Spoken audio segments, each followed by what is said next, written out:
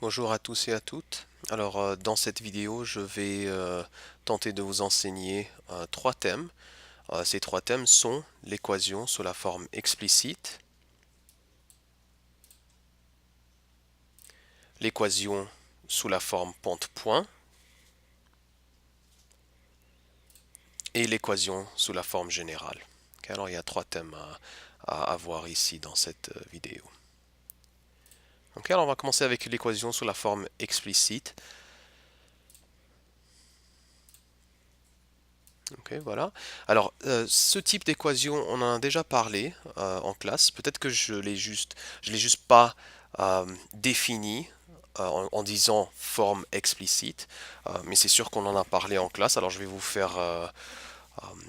vous faire un rappel de l'exemple que j'avais donné en classe avec la pizza. Ok, alors, si je me souviens bien, on avait une pizza qui commençait à un prix de base de 8 dollars. Ok. Et ensuite, cette pizza-là, alors la variable dépendante, c'était le coût de la pizza.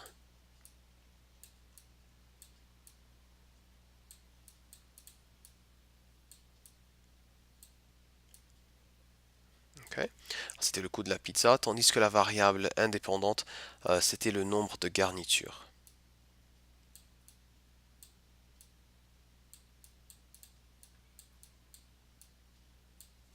Ok. Alors, évidemment, comme on le voit, la variable dépendante, qui est le coût de la pizza, dépend de la variable indépendante, qui est la garniture. Et comme on avait vu en classe, alors si vous vous souvenez encore de cet exemple-là, on avait dit que genre pour chaque garniture qu'on ajoutait, qu'il allait y avoir une augmentation dans le prix de la pizza de 75 sous. Ok, alors ça veut dire que pour, pour zéro garniture, pour zéro garniture, notre pizza, elle coûte 8 dollars. Mais ensuite, tu ajoutes une garniture.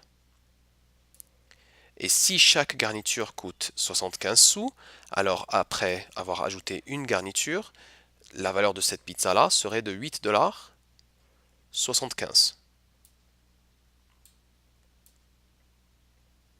Okay. Une pizza à deux garnitures alors tu rajoutes encore un 75 sous. Alors là, on est rendu à 9,50 dollars 50. Okay, alors 9,50 dollars 50.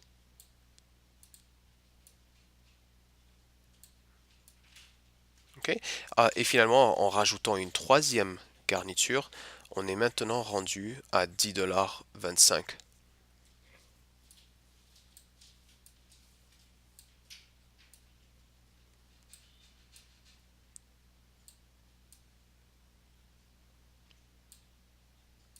Okay. Alors, ce qu'on voit, ce qui se passe, c'est qu'en fait, que à chaque fois qu'on rajoute une garniture, le prix augmente de 75 sous. Okay. Euh, alors, on avait déjà écrit cette équation-là, okay, comme étant le coût de la pizza. On avait déjà créé l'équation de cette situation. On avait dit que le coût de la pizza, alors, il est égal au prix de base, n'est-ce pas? Alors, le prix de base, c'est plus 8. Okay. Et ensuite, on avait chaque augmentation de une garniture. Alors ça, c'était le taux de variation. Okay. Alors chaque augmentation de garniture, on avait 75 sous d'augmentation. Okay. Alors ça, c'était le taux de variation qu'on avait aussi décrit comme étant la pente. Okay. Alors voici le 75 et fois évidemment le nombre de garnitures. Okay. Alors on avait déjà vu ce genre d'équation. Eh bien, ce genre d'équation, c'est une équation sous la forme explicite. Okay. C'est une équation sous la forme explicite où ici on a la variable dépendante. Alors je vais dire VD pour variable dépendante. Le G, c'est la variable indépendante. Alors je vais mettre VI. Okay. Le 0,75, ça, c'est le taux de variation, mais dorénavant, on va appeler ça la pente. Okay. Et ici, on a le prix de base. Et comme on se souvient, le prix de base, alors ici, c'est où la droite, elle entre en contact avec l'axe vertical. Et il y a un nom pour ce point-là, ça s'appelle l'ordonnée à l'origine.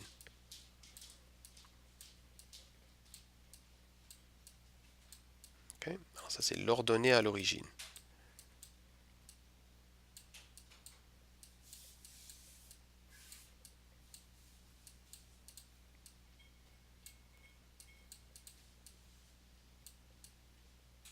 Ok.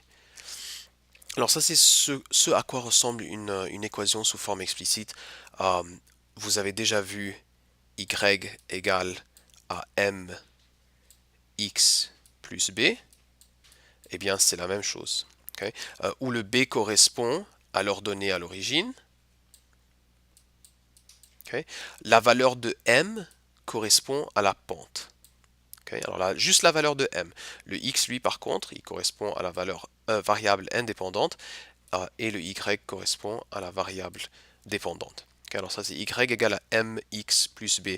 Alors lorsque tu as une équation sous forme explicite de cette forme-là, euh, l'information que l'on a, c'est la pente et l'ordonnée à l'origine. Donc alors juste en regardant l'équation, on voit la pente et on voit l'ordonnée à l'origine. Okay.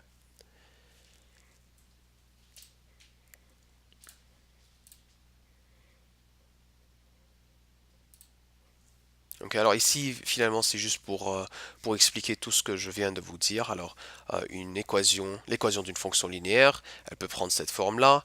M, c'est la pente. B, c'est l'ordonnée à l'origine. Okay. Alors pour ce premier exemple, je vous demande d'écrire une équation d'une fonction qui aurait une pente de 3 sur 5 et une ordonnée à l'origine de moins 4. Okay. Alors on a une pente, on a une ordonnée à l'origine, alors évidemment il va falloir utiliser la forme explicite. Okay. Alors à la place de m, qui est la pente, je vais mettre la valeur de la pente, 3 sur 5. Alors 3 sur 5x. Et à la place de b, qui est l'ordonnée à l'origine, je vais mettre moins 4. Okay. Ainsi, voici ton équation sous forme explicite.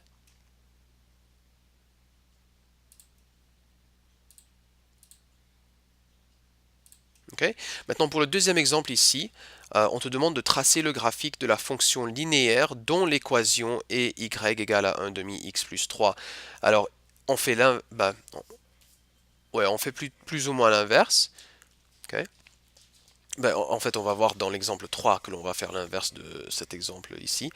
Mais ici, alors, on te demande de tracer le graphique de la fonction linéaire. Alors, on sait que le 3 sera l'ordonnée à l'origine.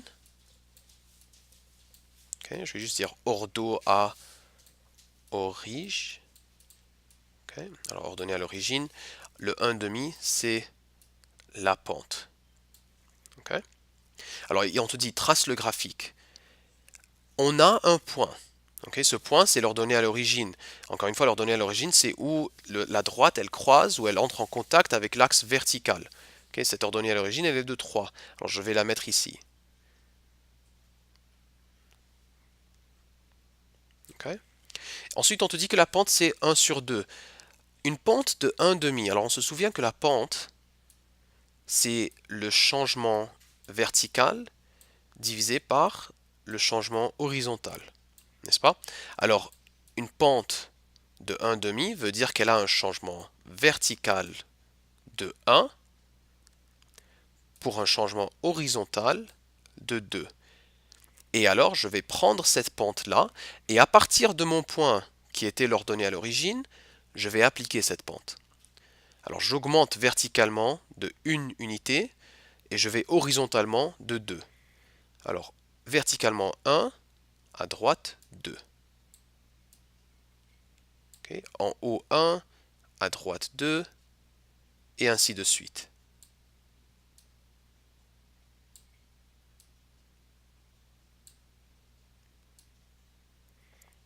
Okay.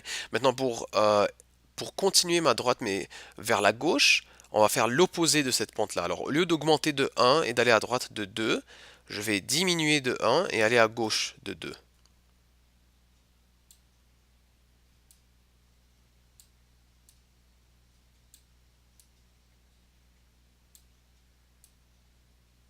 Ok.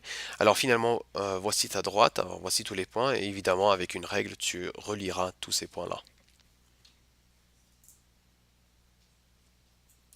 Ok. Alors ça c'était le deuxième exemple. Là le troisième exemple, et c'est là où je disais que c'était un petit peu l'inverse, parce qu'ici maintenant on te donne le graphique, et à partir du graphique, il va falloir que tu détermines l'équation. Un instant.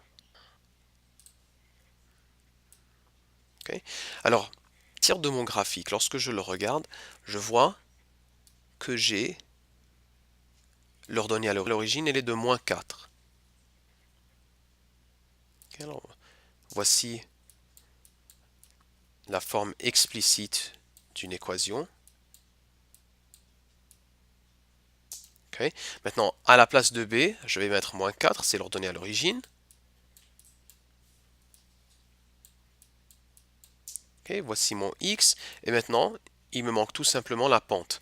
Alors, comment déterminer la pente de cette droite-là? Alors, finalement, je vais chercher des points sur ma droite. Alors, voici un point sur ma droite. Voici un autre point sur ma droite. Et voici le troisième point sur ma droite.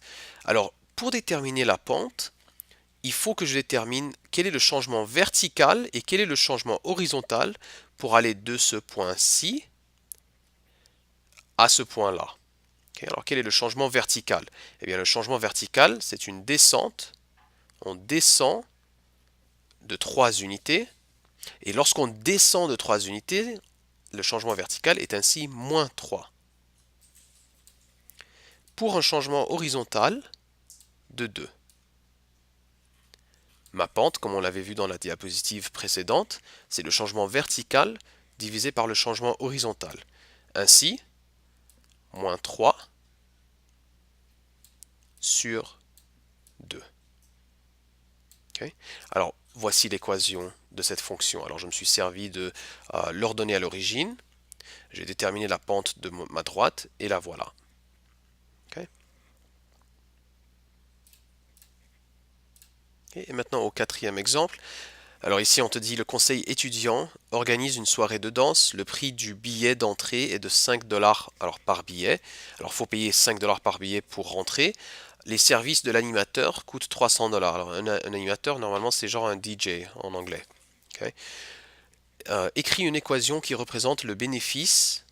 Okay, le bénéfice, un i qui manque ici. B en dollars en fonction du nombre n de billets vendus. Alors là, on te demande de créer l'équation qui représenterait, alors un autre mot pour bénéfice serait profit. Okay, le profit. Okay. Alors on veut savoir combien d'argent tu peux te faire à partir d'une soirée de danse comme ceci, sachant qu'il va falloir payer les services de l'animateur qui coûterait 300 dollars. Et évidemment, sachant que chaque billet va te coûter 5 dollars. Okay.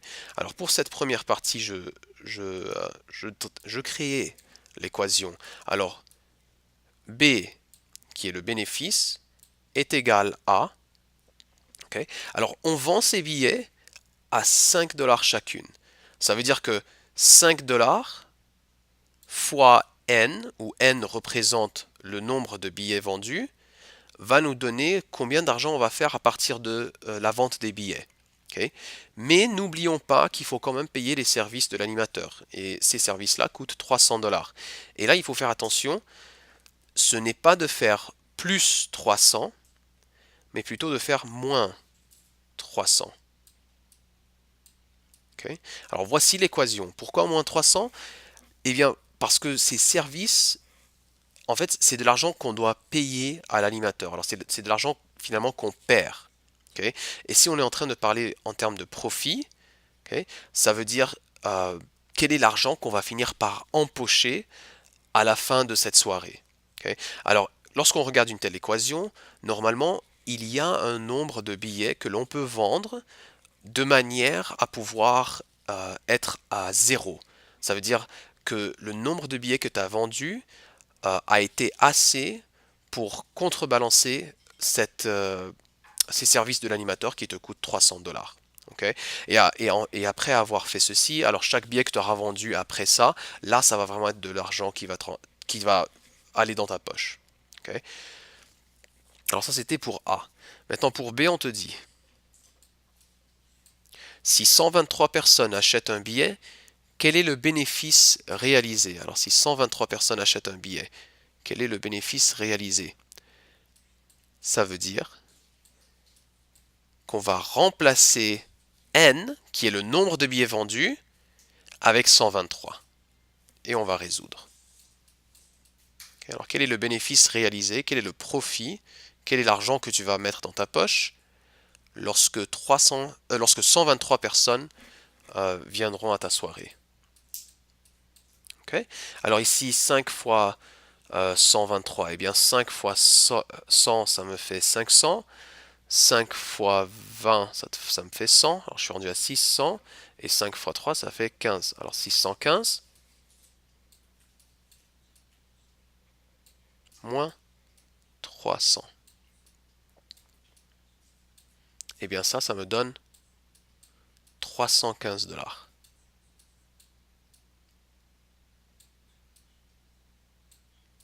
Okay. Alors ce que ceci veut dire, c'est que lorsque 123 personnes viendront à ta soirée, tu auras empoché, tu auras fait un total de 615 dollars, mais à partir de ce 615 dollars, il faut payer les services de l'animateur qui coûtent 300 dollars.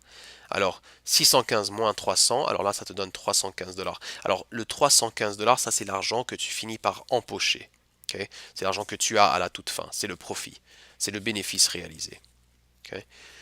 Maintenant, pour la partie C, on te dit, si le bénéfice réalisé s'élève à 350 dollars, combien de personnes ont acheté un billet? Alors, on te demande combien de personnes ont dû venir pour que tu puisses avoir empoché 350 dollars. Alors ça, le 350, ce n'est pas un nombre de billets, c'est plutôt le bénéfice, B en dollars. Okay, alors je remplace B avec 350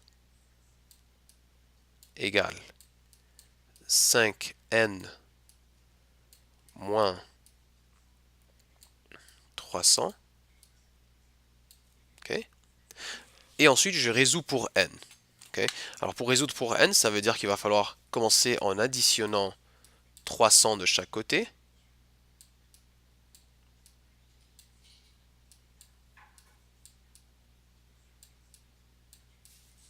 Okay. Alors ici, j'ai 650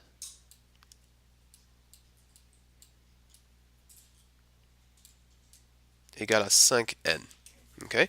Et rendu à ce point-là, vraiment pour bien isoler pour N, il faut diviser par 5, parce que ça c'est N fois 5. Okay. Alors, quel est l'opposé de multiplier par 5? C'est de diviser par 5. Alors, je divise chaque côté par 5. Okay. Alors, ainsi, j'ai N égale à 130.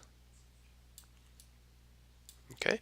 Alors, ça c'est le nombre de billets pour pouvoir avoir fait 350 dollars de bénéfice. Et finalement ici D qui te demande le conseil peut-il réaliser un bénéfice de 146 dollars exactement? Justifie ta réponse. Alors on va voir ce que ça nous donne. Okay. Alors on va dire que le bénéfice réalisé c'est 146 dollars. Okay. Égal à notre équation. Alors 5 fois N moins 300. Okay. Alors encore une fois on va isoler pour N ou résoudre pour N. Okay. Alors je commence en additionnant 300 de chaque côté.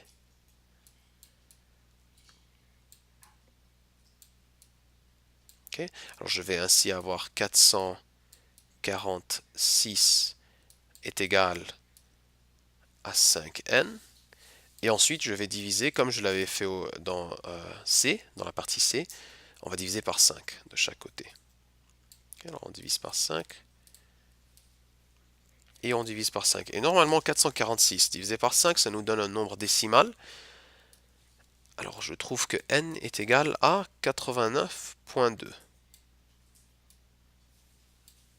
Et là, il faut se demander, est-ce que le conseil peut vraiment réaliser un bénéfice de 146 dollars? Alors, en d'autres mots, est-ce que le conseil peut vraiment vendre 89,2 billets? Alors, évidemment, la réponse c'est non. Tu ne peux pas vendre 0,2 d'un billet, ça n'a pas de sens. Alors, en fait, le 0,2 d'un billet ici, ça veut vraiment dire que tu as acheté un billet qui normalement coûterait à 5 dollars, eh bien, tu as payé 20% de son prix. Okay, alors, tu as payé 20% du prix de ce billet de 5 dollars, ça veut dire que tu as payé 1 dollar. Okay, alors, ceci est impossible. Ben, normalement, c'est impossible. Si chaque billet coûte 5 dollars, on ne peut pas avoir vendu 0,2 d'un billet ou on ne peut pas avoir vendu un billet pour 1 dollar au lieu de 5. Okay, alors, ça, c'était les notes qui avaient à faire avec la forme explicite. Okay, et voici le travail qui va avec ce thème-là. Maintenant, je vais continuer la vidéo. Okay. Là, je vais aller à l'équation sur la forme pente-point d'une fonction linéaire. Okay. Et l'équation sur la forme pente-point, comme le nom l'indique, dans l'équation, on a deux morceaux d'information. On a la pente et on a les coordonnées d'un point. Okay. C'est ce que ceci veut dire. Souvenez-vous, dans la forme explicite, dans la forme explicite, mx plus b, on avait ici aussi deux morceaux d'information. On avait la pente et on avait l'ordonnée à l'origine. Okay. Maintenant, pour l'équation qui est sous la forme pente-point, on a toujours la pente qui sera toujours représentée par la variable m, mais on a aussi les coordonnées d'un point. Et la forme pente-point, ou l'équation de la forme pente-point, ressemble à quelque chose comme ceci. Okay. Alors à quelque chose comme ceci, où voici la pente. Okay. Voici la variable dépendante, okay, n'est-ce pas? Y dépend, c'est l'axe vertical, dépend de la variable indépendante qui est x. Okay, je mets VI pour ça. Et finalement, x1 et y1 seraient alors les coordonnées de ce point par lequel passe la droite. Okay. Alors, à noter que ton équation te dit x moins la coordonnée x du point et y moins la coordonnée y du point. Okay. Et c'est tout. Okay, alors c'est vraiment c'est ça l'équation. Voici notre variable dépendante, notre variable indépendante, la pente, et ensuite tout simplement les coordonnées x1 et y1. Alors par exemple, si jamais je te disais un truc comme j'ai une droite qui a une pente de 3, et cette droite passe par le point 3 et moins 2. Okay. Quelle est l'équation sous forme pente-point de cette fonction? Okay. Alors là, toi, tu vas dire, ok, alors j'ai la pente, j'ai les coordonnées d'un point, alors je vais utiliser la forme pente-point. Okay. Tu as la pente, tu as le point. Tu vas utiliser la forme pente-point. Okay. Alors y moins la coordonnée ou la valeur de y1 du point. Okay. Alors la valeur y du point. Alors ça, c'était y moins 2. Alors là, il y a un double négatif. Égal à 3. Et entre parenthèses, x moins la variable la valeur x du point, qui est 3. Okay. Alors je vais simplifier ça, ça devient y plus 2 égale à 3, qui encore une fois était ma pente, et x moins 3. Okay. Alors voici l'équation sous forme pente-point d'une droite qui aurait une pente de 3 et qui passerait par le point 3, moins 2. Okay? Et c'est aussi simple que ça. Alors on va voir le premier exemple. Alors ici on te dit tracer le graphique d'une fonction linéaire. Alors on te donne l'équation et on te dit décris le graphique de la fonction linéaire dont l'équation est ceci. Alors lorsqu'on te dit décris, ça veut juste dire identifie les composantes de cette équation. Alors tu vas dire la pente, elle est égale, et bien la pente elle est toujours là. Okay? Ça c'est la pente 1 tiers. Okay? Encore une fois, dans la forme pente-point, la pente c'est m. Okay? Elle va exister ici dans cet endroit. Maintenant, on voit ici x plus 4 et y moins 2. Alors, sachant que notre forme pente-point, elle est écrite de cette manière-ci, alors on te dit x moins la coordonnée x1, mais ici j'ai x plus 4. Okay? J'ai x plus 4. Ce que ceci veut dire, alors je t'invite à peut-être réécrire ça comme étant x moins. Right? Alors j'écris x moins de manière à respecter cette partie du format. Okay? Alors x moins, voici x moins. Et alors je sais que ce qui va venir ensuite sera la valeur x du point. Maintenant le x plus 4, je vais le réécrire comme étant x moins, eh bien un double négatif. Un double négatif ici marcherait. Okay? Alors vraiment la valeur x de mon point va être moins 4. Okay? Ça va être moins 4 et non plus 4. Pourquoi? Parce qu'il faut que ça suive ce format-ci. Okay? Alors c'est x moins la valeur x du point. Ici, lorsque tu as x plus 4, un plus comme ceci, on peut le réécrire comme étant x moins 1 afin de respecter la forme de l'équation. Alors x moins 4 qui serait ainsi la valeur x du point. Okay? Maintenant, de ce côté-ci, on a y moins. Okay? Alors y moins qui lui respecte le format, il est déjà là. Et ensuite, alors 2 serait la valeur y1. Okay? Alors 2 serait la valeur y1. Alors voici 2. Okay? Alors ça c'est une façon de le voir. Une autre façon de voir ça aurait été peut-être tout simplement de mémoriser que pour la forme pente-point, les coordonnées du point vont être l'inverse, désolé, pas l'inverse, vont être l'opposé de ce que tu vois ici. Okay? Alors par exemple ici, on dirait que je vois un plus 4. Eh bien l'opposé de plus 4 serait moins 4. De ce côté-ci, on dirait que je vois un moins 2. Eh bien l'opposé de moins 2, c'est plus 2. Alors ça, ce serait une autre façon de mémoriser ça. Okay? Alors pour cette partie A, décrit le graphique. Alors là, tu vas juste dire, voici la pente. Voici un point par lequel passe cette droite. Représente graphiquement l'équation. Alors pour la partie B, je prends ce point-là, moins 4, 2, et je le mets sur mon graphique. Et ensuite, comme on l'avait fait dans le thème précédent, je vais appliquer la pente de 1 tiers. Ce qui veut dire que je monte en haut de 1 et je vais à droite de 3. Okay? Changement vertical qui est 1. Changement horizontal qui est 3. Okay? Alors je monte de 1 et 3 et ainsi de suite. Okay? Si je vais tendre ma droite vers la gauche, je vais descendre de 1 et 3 à gauche. Okay? Alors voici la droite. Okay?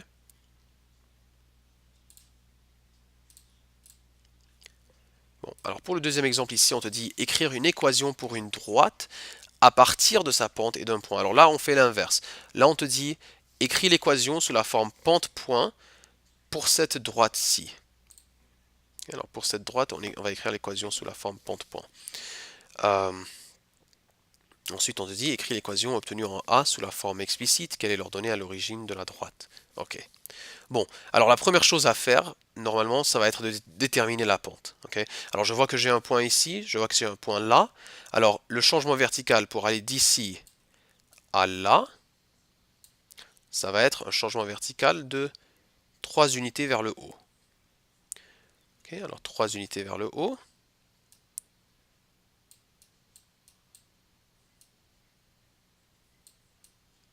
Ok, pour un changement horizontal de 4 unités vers la droite. 1, 2, 3, 4. Voilà. Voici la pente. Ok, j'ai la pente. Euh, et là, je vois que j'ai une ordonnée à l'origine qui va être un nombre décimal. Donc alors je vais ignorer ça, je vais pas essayer de dire que ça c'est genre un moins 1.2. Non, non, on peut pas être vraiment sûr, alors faut pas utiliser cette méthode-là. Ok. Alors, soit je vais utiliser ce point-ci, alors je vais utiliser la forme pente-point. Hein. Ok, j'ai la pente et j'ai des points sur mon graphique. Alors je vais utiliser la forme pente-point. Ok. Alors soit je vais utiliser ce point-ci qui a les coordonnées 3, 1, ou soit je vais utiliser ce point-là qui aurait les coordonnées moins 1, moins 2.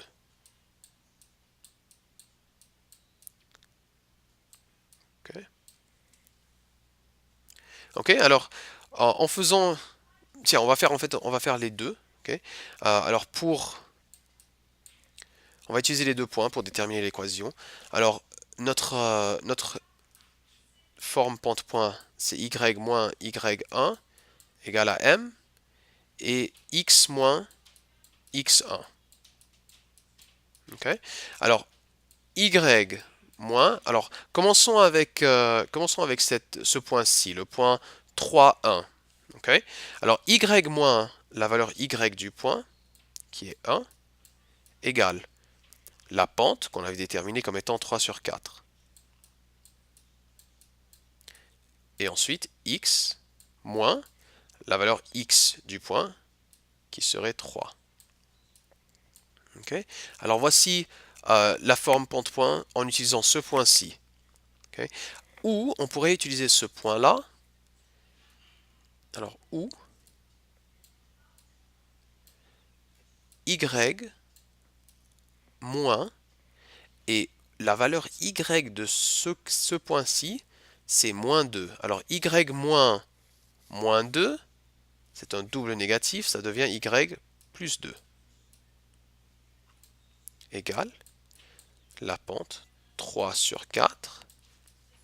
Et ensuite, x moins moins 1, qui est la valeur x de ce point. Okay. Alors x moins moins 1, celui-là aussi c'est un double négatif, ça devient alors x plus 1. Okay. Alors voici deux équations sous la forme pente-point qui représenteraient cette droite. Mais normalement, n'est-ce pas qu'une droite, ça devrait avoir la même équation, mais quand on les regarde, on dirait qu'elles sont différentes. Okay. Alors on dirait que ces deux équations sont différentes. Alors là, en pensant à ça, tu pourrais être mené à dire, oh ok, est-ce que alors il y a une préférence pour un des points? Parce que la différence dans nos deux équations ici, c'est parce qu'on avait utilisé deux points différents pour dans la forme pente-point. Okay.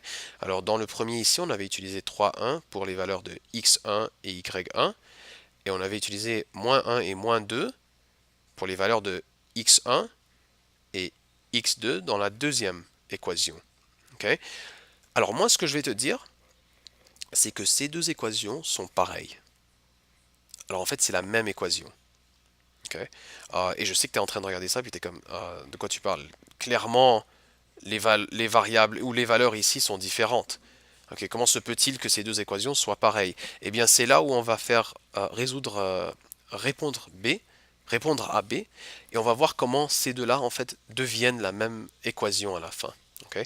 Alors ici, on te dit, écris l'équation obtenue en A sous la forme explicite. Alors, pour écrire une équation sous la forme explicite, ça veut juste dire de l'écrire sous cette forme-là, qui veut vraiment dire isole pour Y. Okay. Ça veut dire isole pour Y. Okay. Alors, c'est ce qu'on va faire. Alors, pour la première équation, okay, pour la première équation, ce que je vais décider de faire avant d'additionner le 1 là, pour vraiment isoler pour Y, je vais appliquer ce 3 sur 4 à chacune des valeurs dans la parenthèse. Hein. Je vais faire la distribution. Je vais faire la distributivité ou la distribution. Okay. Alors 3 quarts fois x qui me donne 3 quarts x. Et 3 quarts fois moins 3 qui me donne moins 9 sur 4. Okay. Et ensuite, c'est à ce point-là que je vais additionner 1. Okay. Alors je vais additionner 1. Comme ça, je vais vraiment avoir isolé pour le y. Et ici, lorsque j'additionne 1, okay, moins 9 sur 4 plus 1, ce que je vais faire, c'est que je vais changer ce 1 en fraction où le dénominateur serait le même que celui-là. Okay, alors 1, je vais l'exprimer comme étant 4 sur 4. Okay. Alors ici, normalement, j'ai y égale à 3 quarts x, et moins 9 sur 4 plus 4 sur 4, ça me fait moins 5 sur 4. Ok. Alors voici l'équation sous la forme pente-point. On voit que l'ordonnée à l'origine, c'est moins 5 sur 4, ce qui est moins 1.25. Alors 1.25, moins 1.25. Ce qui est bien parce que moi, je pense que lorsque j'en avais parlé avant, j'avais dit que ça, on dirait que c'est un moins 1.2. Alors tu vois, en fait c'est un moins 1.25. Okay. La pente, évidemment, elle est toujours 3 quarts.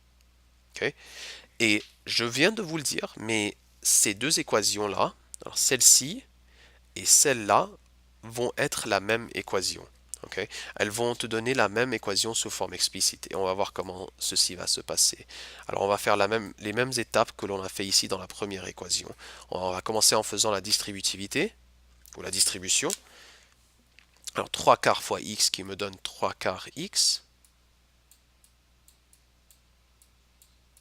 Okay. Et 3 quarts fois 1 qui me donne plus 3 quarts.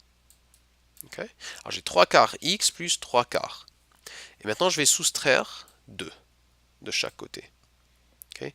Et ici, lorsque je soustrais 2, okay, je vais décider d'exprimer ce 2 sous forme de fraction où le dénominateur serait 4. Comme ça, je vais vraiment pouvoir le soustraire avec le 3 quarts. Là.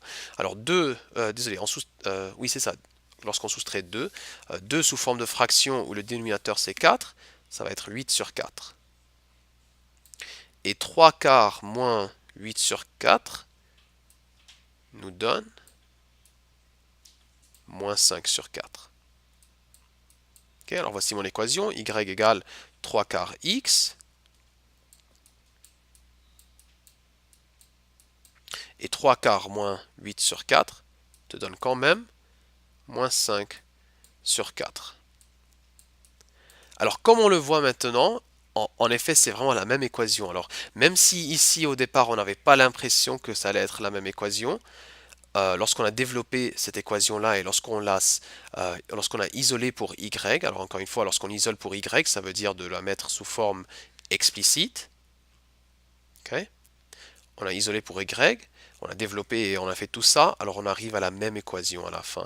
Alors qu'est-ce qu'il faut comprendre ici? C'est qu'on peut utiliser n'importe lequel des deux points. Okay. Alors on peut utiliser ce point-ci, on peut utiliser un point ici, on pourrait même utiliser le point qui arrive qui se passe ici, ou même le point qui se passerait ici, chacun de ces points-là te permettrait quand même d'avoir la même équation. Okay? Alors il n'y a pas une préférence pour le point à utiliser. Du moment que ce soit un point sur la droite, du moment que tu as la pente, c'est toute l'information dont tu as besoin pour pouvoir écrire l'équation de la droite. Okay?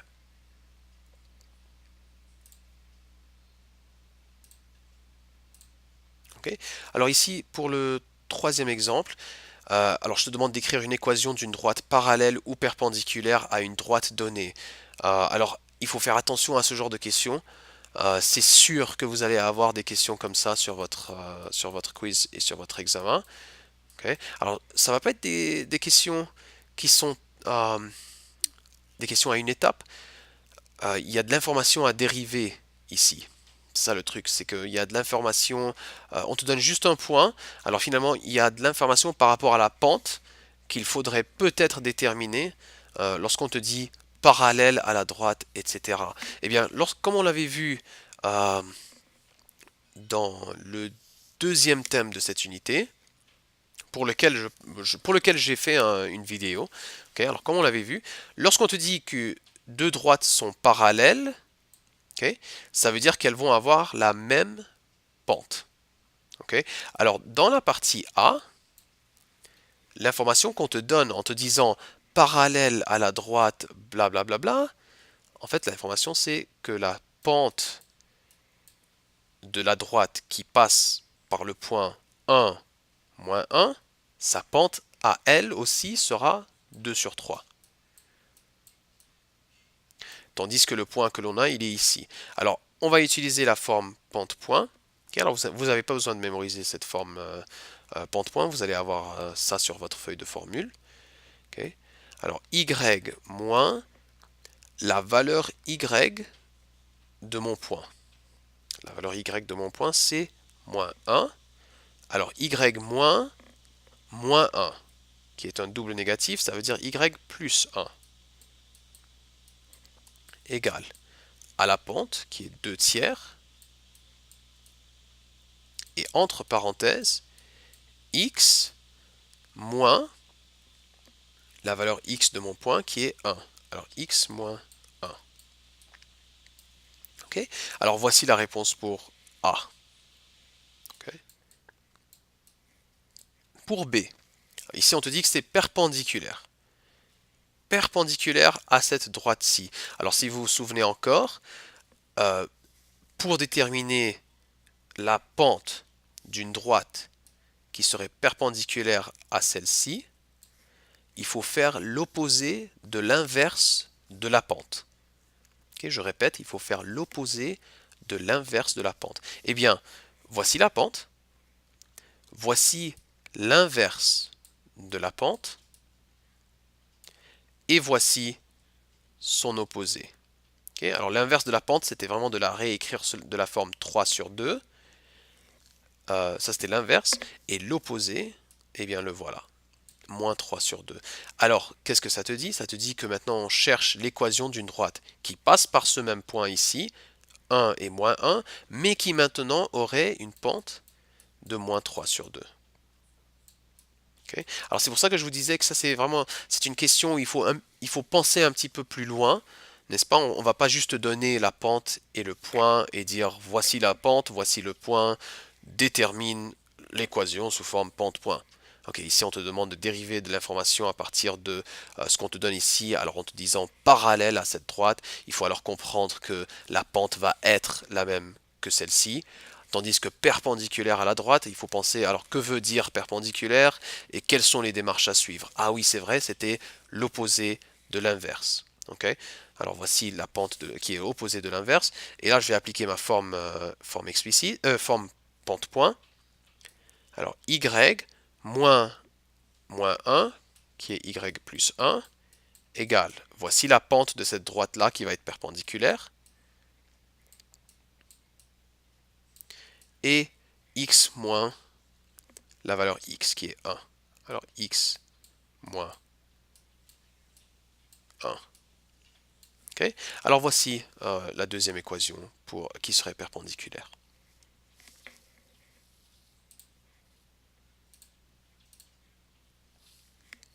Okay. Encore un autre exemple comme celui-là.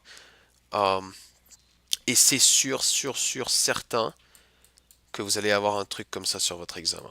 Okay. Alors il faudrait peut-être me prêter bien attention à ce genre de questions et surtout aller regarder dans vos feuilles de révision, dans votre paquet de révision, voir ces genres de questions et les pratiquer si vous avez des difficultés avec ça.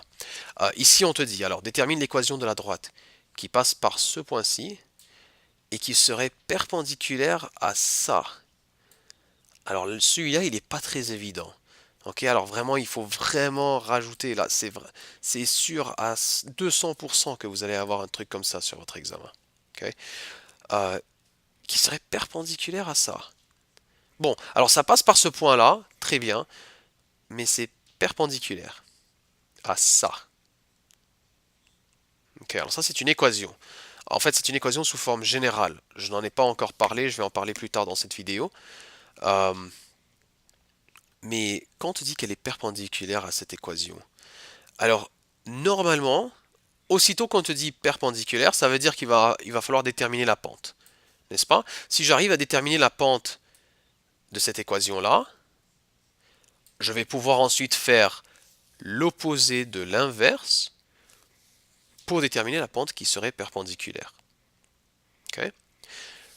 La meilleure façon, lorsque tu as une forme générale comme ça, alors en fait il y a plusieurs façons de déterminer la pente de cette équation-là. Ok. La meilleure façon serait de la convertir à la forme explicite. Ok. Lorsque tu la convertis à la forme explicite, eh bien, tu n'as qu'à lire la pente. La voilà.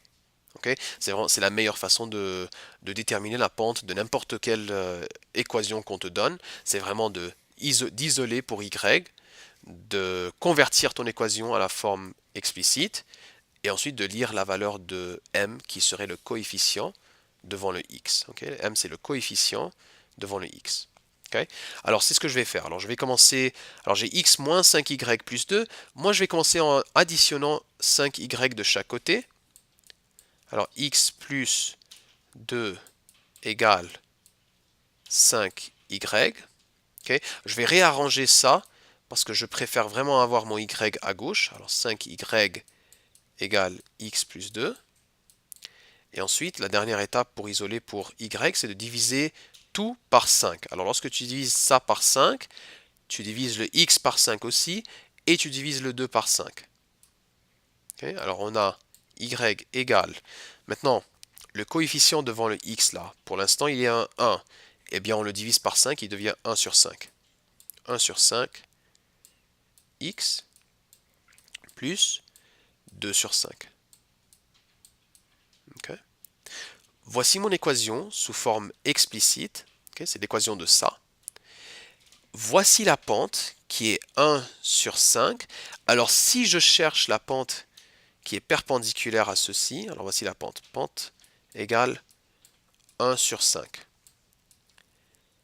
Maintenant, on te dit que la pente qui est perpendiculaire à ça, alors la pente qui est, ou la droite qui serait perpendiculaire à ceci, eh bien, elle aurait une pente qui serait l'opposé de l'inverse de cette pente-ci. Ça veut dire, le 5, il va en haut, le 1, il va en bas, ça devient 5 sur 1, eh bien, ça va être moins 5. Ah, désolé. Ok, alors c'est moins 5. C'est moins 5 sur 1. Okay. Alors ça, c'est la pente qui serait perpendiculaire. Et alors là, j'ai toute l'information dont j'ai besoin. J'ai mon point et j'ai la pente qui conviendrait à cette équation qui serait perpendiculaire. Alors là, je peux utiliser la forme pente-point. Okay. Alors y moins y1 qui est 5 égale m qui est la pente, et là maintenant on sait que c'est moins 5, et ensuite entre parenthèses, x moins la valeur x, ou la coordonnée de ton point, la valeur x de ton point qui serait moins 3. Alors x moins moins 3, c'est un double négatif, ça devient plus 3. Okay. Voici l'équation qui serait la réponse finale. Okay. Alors encore une fois, ce qu'on a fait, c'est qu'on a utilisé cette équation-là, on l'a convertie en forme explicite. Pourquoi? Pour pouvoir savoir quelle est la pente de ce point-là. Puisqu'on te demandait l'équation d'une droite perpendiculaire, on a fait l'opposé de l'inverse. L'opposé de l'inverse de 1 sur 5, c'est moins 5, ou moins 5 sur 1. Okay. On a utilisé cette pente-là et le point pour déterminer l'équation. Okay. Alors un exemple comme ceci, très très important, très bon exemple de réponse écrite. Okay. Alors ici un petit résumé. Alors une équation sous forme explicite, tu vas l'utiliser si tu as la pente et l'ordonnée à l'origine. Okay. Tandis qu'une équation sous forme pente-point, tu vas l'utiliser lorsque tu as une pente et les coordonnées d'un point. Okay. Ok, alors voici le travail qui va avec ce thème-ci. Et finalement, là je commence le dernier thème de cette unité et de cette vidéo. Et là on va parler de l'équation sous la forme générale d'une fonction linéaire. Ok. Alors la forme générale d'une fonction linéaire, en fait, on vient d'en voir une. Ok. Ici. Ça, c'est la forme générale d'une fonction linéaire. Ok. Maintenant, la forme générale veut tout simplement dire tout d'un seul côté égale à 0, mais il y a quelques petites règles à rajouter. Ok, alors, tout d'un seul côté égale 0. Il y a une petite règle à rajouter, pas de fraction ou de nombres décimaux. Ok. Alors si on a des fractions ou des nombres décimaux, il faut s'en débarrasser à tout prix. Ok, alors pas de fractions ou de nombres décimaux. Ok. Ça c'est la première règle. Ok. Alors ça doit vraiment être que des nombres entiers. Ok. Comme on le voit, il y a les coefficients. Hein. Désolé, je parlais des coefficients. Pas de fractions ou de nombres décimaux, je parle des coefficients qui apparaissent. Alors le 2 ici, le moins 5 ici, et devant le x, il y a un 1. Okay, même si on ne le voit pas, il y a un 1. Okay, alors ici, on n'a pas, pour ces coefficients-là, il n'y a pas le droit d'avoir des fractions et ils n'ont pas le droit d'être des nombres décimaux. C'est la première règle. La deuxième règle, c'est qu'il faut à tout prix que le coefficient de x soit positif. Okay, alors je vais dire tout simplement le terme x doit être positif. Les autres, c'est pas grave. Le y et le constant, ça c'est pas grave. Mais c'est vraiment le terme x qui doit être positif. Okay. Doit être positif. C'est les deux règles à suivre. On voit ici que ça marche. Okay.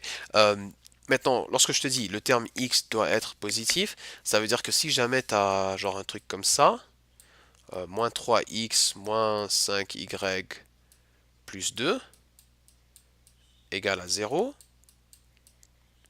ça, ce ne serait pas une équation sous forme générale.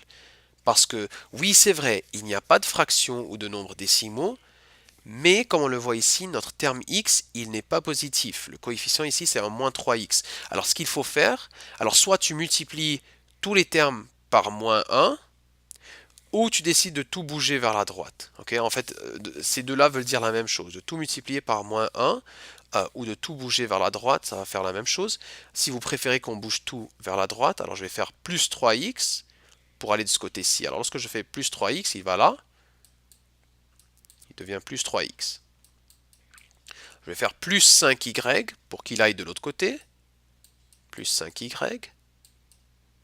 Et le plus 2, je vais faire moins 2 pour qu'il aille de l'autre côté. Comme ça, j'ai tout d'un seul côté égale 0. Alors maintenant, là, oui, c'est sous la forme générale. Okay, voici la forme générale. Notre terme x, il est positif. Et ce sont tous des nombres entiers. Il n'y a pas de nombre décimal. Il n'y a pas de fraction. Okay, alors ça, ce serait la forme générale. Vous allez aussi remarquer que finalement, j'aurais tout simplement pu multiplier tout ceci par moins 1 et que ça aurait donné la même chose.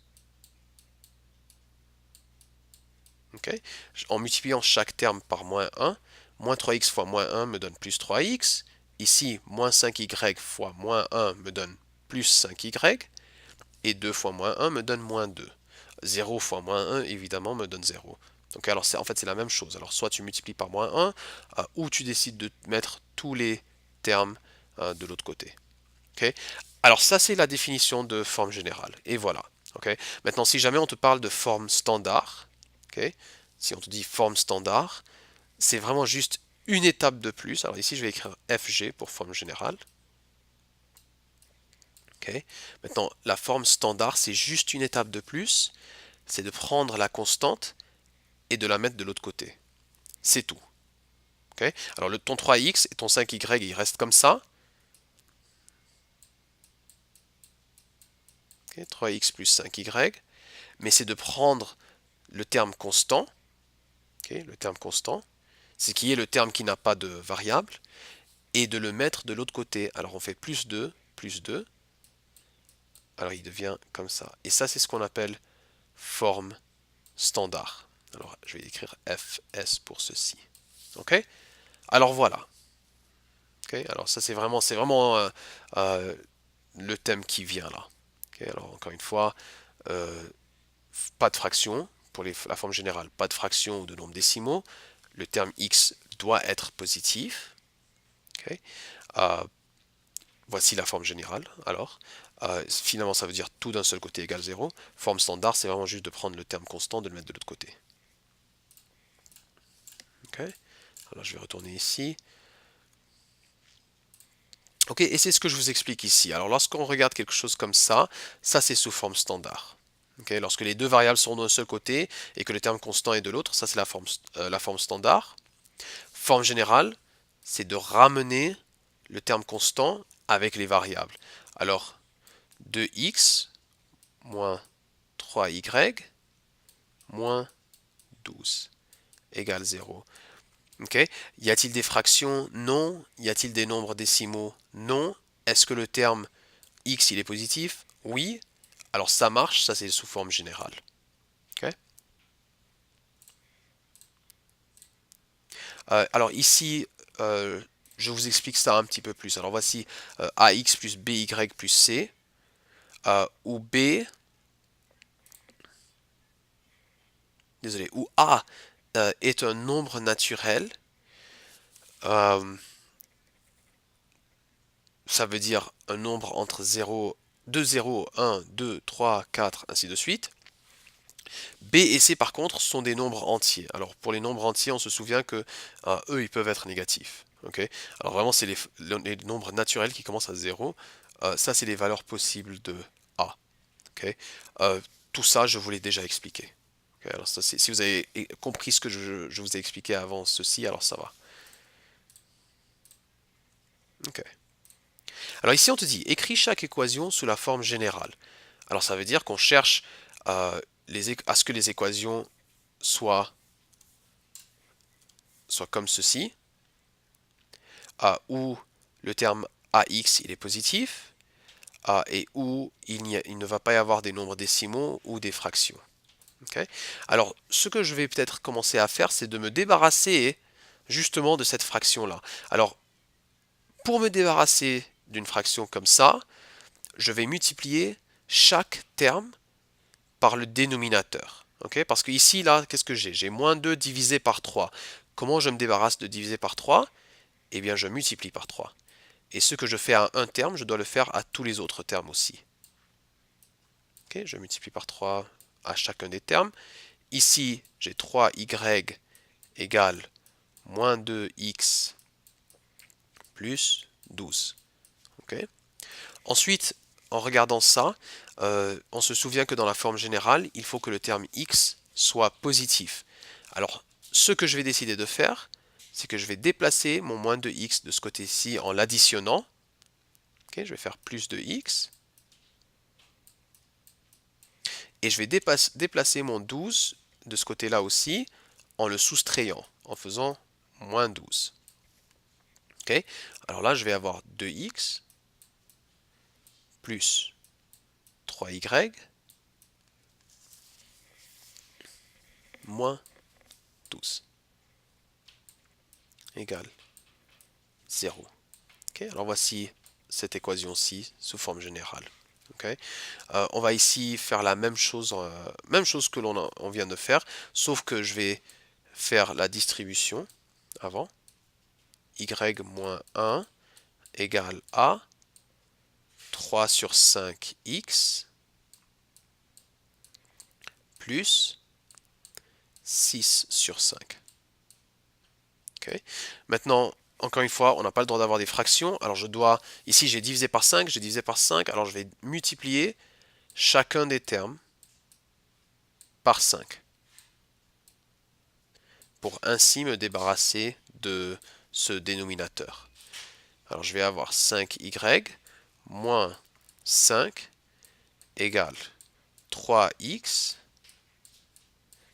plus 6. Okay. Maintenant, en regardant mon terme x, je vois qu'il est positif. Alors, je vais le laisser tranquille, il reste ici, et ça sera les autres à leur tour de se déplacer pour se joindre au 3x ici qui est positif. Par exemple, ce que j'essaie de dire, c'est que puisque le terme 3x il est positif, je n'ai pas envie de le soustraire et de le déplacer de l'autre côté. Parce que si je décide de le soustraire et de le déplacer de l'autre côté, eh bien il deviendra négatif. Et on a vu que pour la forme générale, le terme x, il n'a pas le droit d'être négatif. Alors je déplace tout vers la droite.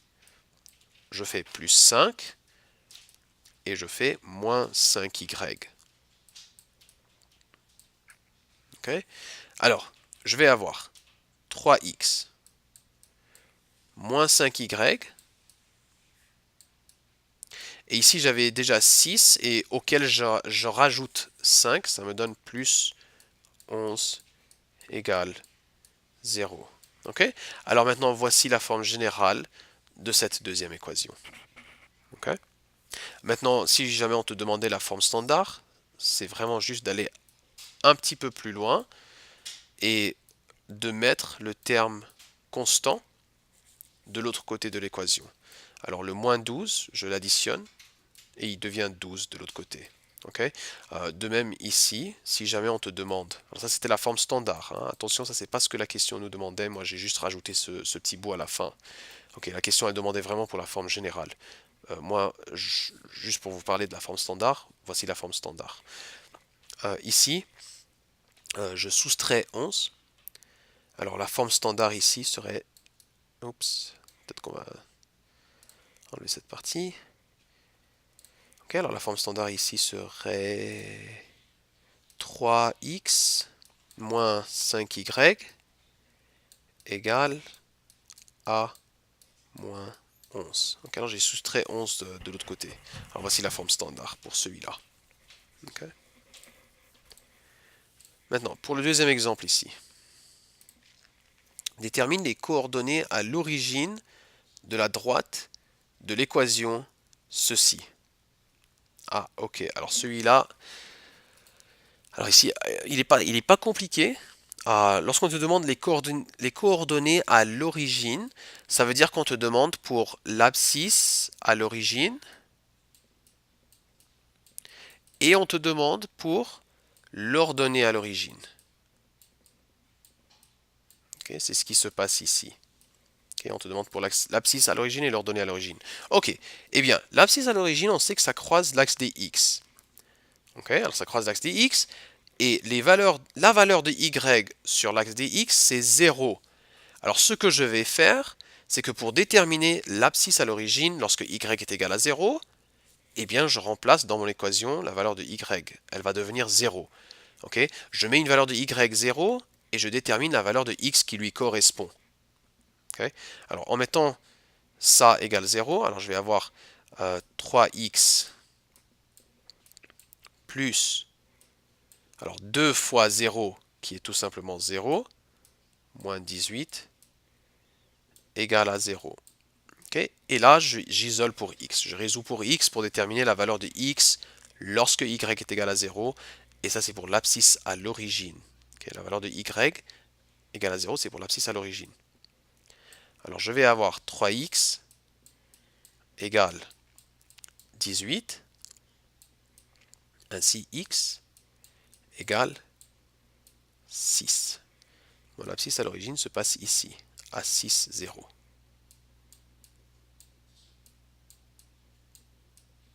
Okay. L'abscisse à l'origine, c'est 6, 0. Maintenant, l'ordonnée à l'origine se passe sur l'axe y, où les valeurs de x, où la valeur de x, elle est égale à 0. Alors je vais faire la même chose, sauf que cette fois-ci, je mets une valeur de x de 0 et je détermine la valeur de y qui lui correspond. 3 fois 0, et bien ça c'est juste 0, plus 2y moins 18 égale 0. Alors 3 fois 0, ben c'est tout simplement c'est 0. 2y moins 18 égale 0, qui veut dire 2y égale 18, qui lui veut dire y égale 9. Ça veut dire que mon ordonnée à l'origine, lorsque x est égal à 0, y est égal à 9. 0, 9.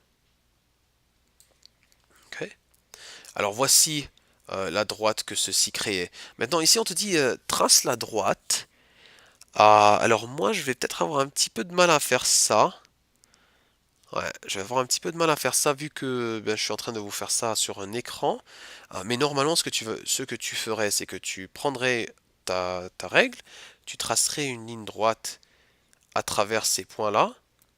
Et ensuite, tu vas vérifier si ton graphique il est bien en vérifiant un point sur le graphique. Ok, alors en vérifiant un point sur le graphique. Mais écoutez, ce que moi plutôt je vais faire, c'est que je vais substituer une valeur de x de par exemple 3 et déterminer la valeur de y qui lui convient. Ok, juste pour voir si vraiment je vais avoir un point qui tomberait plus ou moins sur cette ligne. Parce que ce qui se passe, c'est que si par exemple je te mets une valeur de x qui est 3 mais que je finis par obtenir genre un point ici par exemple.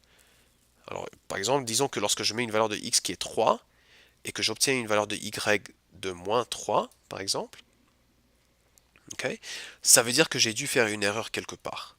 Ok, parce que clairement, ce point-ci n'est pas sur ce qui semblerait être cette droite. Parce qu'on dirait là, on dirait qu'on a genre une droite qui fait ceci. On dirait que notre droite, elle ressemble à quelque chose comme ça. Euh, Alors si j'obtiens un point en dehors de ça, ça veut dire que j'ai dû faire une erreur quelque part. Alors c'est ce que je vais faire.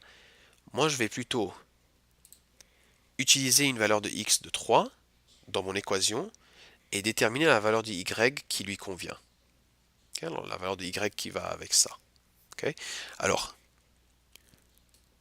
lorsque x est égal à 3, quelle est la valeur de y? Alors plus 2y moins 18 égale 0. Alors ceci veut dire 9 plus 2y moins 18 égale à 0. Okay. Lorsque je fais plus 18, alors j'ai 18 de ce côté-là, mais ensuite moins 9 pour l'année de ce côté-ci. Okay. Alors je fais plus 18 et moins 9. J'ai 2y égale à 9. Ainsi, y est égal à 9 sur 2, qui est juste 4,5. Alors, lorsque x est égal à 3, on dirait que y est égal à 4,5. Alors, on va vérifier ça. Et oui, normalement, voilà, comme vous le voyez, j'ai ma ligne qui passe par ce point-là, 3 et 4,5. Alors là, je viens de vérifier que mon graphique, il est bien. Ok.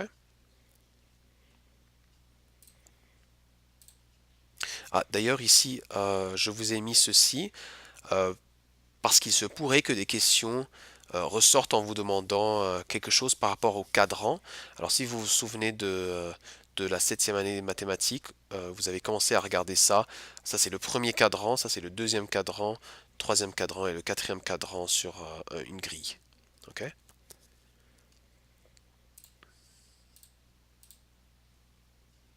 Ok, ici je te demande détermine la pente de la droite d'équation ceci. Alors, quelle est la pente de ceci? Alors, on avait fait un exemple similaire à celui-ci dans le thème précédent. Euh, on va déterminer la pente de ça en, en convertissant cette équation à la forme explicite. Mx plus b. Donc, alors, ça veut tout simplement dire isolé pour y. Alors, 3x moins 16. Ok, je vais décider de faire plus 2y pour l'amener de ce côté-ci. Égale 2y. Okay. Je vais réarranger. Alors 2y égale 3x moins 16. Okay. Et la dernière étape ici serait de diviser par 2. Y égale à 3 sur 2x. Et moins 16 divisé par 2, ça me fait moins 8. Okay. Voici mon équation. Maintenant, on te dit, ensuite, détermine l'équation du graphique qui est perpendiculaire à celui-ci, qui est perpendiculaire à celui-ci, si la pente de celui-là, c'est 3 sur 2, alors la pente qui est perpendiculaire à ceci devrait être l'opposé de l'inverse. 2 sur 3, c'est l'inverse. L'opposé est avec un négatif, moins 2 sur 3. Ok. Alors, détermine l'équation d'un graphique qui est perpendiculaire à ça. Ça veut dire qu'il y a une pente de ceci et qui passe par le point ceci. Et en plus, exprime-le sous la forme standard. Alors, j'ai la pente maintenant du graphique qui est perpendiculaire. J'ai le point par lequel il passe. Pente, point. Je vais utiliser la forme pente, point. Y moins la valeur y du point, qui est moins 5. Y moins 5, c'est un double négatif, ça devient plus 5. Égale la pente qui est perpendiculaire, moins 2 sur 3. Ensuite, x moins 3. C'est un double négatif lui aussi. Il devient x plus 3. Ok. Ok, ça c'est la forme pente-point. Maintenant on te dit exprime-la sous forme standard. Alors pour aller vraiment à la forme standard, c'est vraiment qu'il faut se diriger peut-être vers la forme générale. Okay, parce qu'on avait vu que la forme générale et la forme standard, ils sont carrément presque la même chose. Okay. Alors je vais faire la distribution. Y plus 5 est égal à moins 2 tiers x. Et moins 2 tiers fois 3, ça me donne moins 6 tiers. Et moins 6 tiers, c'est la même chose que de dire moins 2. Okay, moins 2 tiers fois 3, ou même le 3 ici s'annule avec le 3 en bas et c'est moins 2. Okay. Maintenant, la prochaine étape, c'est de se débarrasser des dénominateurs. On ne veut pas de fraction. On va multiplier par 3. Okay. Chaque terme, on doit le multiplier par 3. Alors tu vas ainsi avoir 3y plus 15 égale moins 2x moins 6. Okay. Alors, je vais convertir à forme générale. Okay. Je choisis de déplacer mon terme x. Pourquoi? Parce qu'il est négatif. Et comme on avait vu dans la forme générale, le terme x, il doit être positif. Alors, j'amène le moins 2x de ce côté-ci, je l'additionne.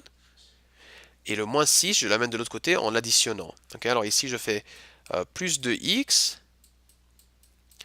Et pour l'autre, je vais faire plus 6. Okay. En faisant ceci, je vais obtenir 2x plus 3y et 15 plus 6, ça me fait 21 égale 0. Voici la forme générale. Alors la forme standard, c'est vraiment juste d'amener ce 21 de l'autre côté en le soustrayant. 2x plus 3y égale moins 21. Okay. Alors voilà, ça ce serait la forme standard. Okay. Je vais vous demander de rajouter une ultra grosse étoile. C'est toujours avec ce genre de questions que les élèves ont le plus de mal. Et c'est toujours ce genre de questions qui va apparaître sur ton examen. Okay, tu peux t'attendre à avoir une multitude de questions comme celle-ci. Okay. Pourquoi? Mais parce que ça te demande de beaucoup penser. Right? Alors, on ne te dit pas juste voici une pente, voici un point, exprime-le sous forme standard. Parce que si je te disais juste ça, alors là, tu commencerais tes étapes ici. Hein. On te dit voici une pente, voici un point. Maintenant, utilise pente point et convertis-le à la forme standard. Eh bien, ça, c'est trop facile. Okay. On va plutôt te dire détermine l'équation d'un graphique qui est perpendiculaire à ça. Okay, on va te dire détermine l'équation d'un graphique qui est perpendiculaire à ceci et qui passe par le point moins 3, moins 5 et exprime-le sous la forme standard. Okay, alors là, il faut vraiment penser. Alors ça, c'est genre j'aime bien dire que c'est genre un puzzle. Ok, c'est vraiment, il faut se demander, ok, quelle est la chose à, que faut-il faire en premier? La plupart du temps, la réponse à cette question-là, c'est de déterminer la pente. Ok, quelle est la première chose à faire? Normalement, c'est de déterminer la pente. La pente de quoi? Ben, la pente de celui-là. Ok, comment on détermine la pente de ça? On isole pour y. Ok, c'est ce que j'ai fait. Voici la pente. Ok, 3 sur 2. Et alors là, tu dis, ah bien, ok, alors on veut l'équation d'un graphique qui serait perpendiculaire à ça. Ah oui, d'accord, moi je me souviens que j'ai appris que pour déterminer la pente qui est perpendiculaire à celle-ci, il faut faire l'opposé de l'inverse. L'opposé de l'inverse, le voilà. Et là, tu dois te dire, ok, alors là maintenant j'ai la pente de la droite qui est perpendiculaire, j'ai le point par lequel il passe, alors maintenant j'utilise la forme pente-point. Ok. Alors, faut vraiment avoir de la pratique à faire ça. Même si je vous l'explique comme ceci, et que vous dites que vous avez l'impression de comprendre, ce n'est pas la même chose que de pouvoir le faire vous-même. Ok. Alors, je vous invite vraiment à pratiquer tout ce genre de questions que vous avez dans votre paquet de révision. Ok. Alors, vous en avez plusieurs. Ok. Et voilà, c'est la fin de cette unité et de l'enseignement de ces trois thèmes. Alors encore une fois, vous avez beaucoup de feuilles de travail à faire et il faut vraiment s'efforcer de tous les faire avant l'examen d'unité. Ok. Alors surtout celles pour lesquelles j'avais mis des étoiles. Ok. Et voilà tout. Merci beaucoup.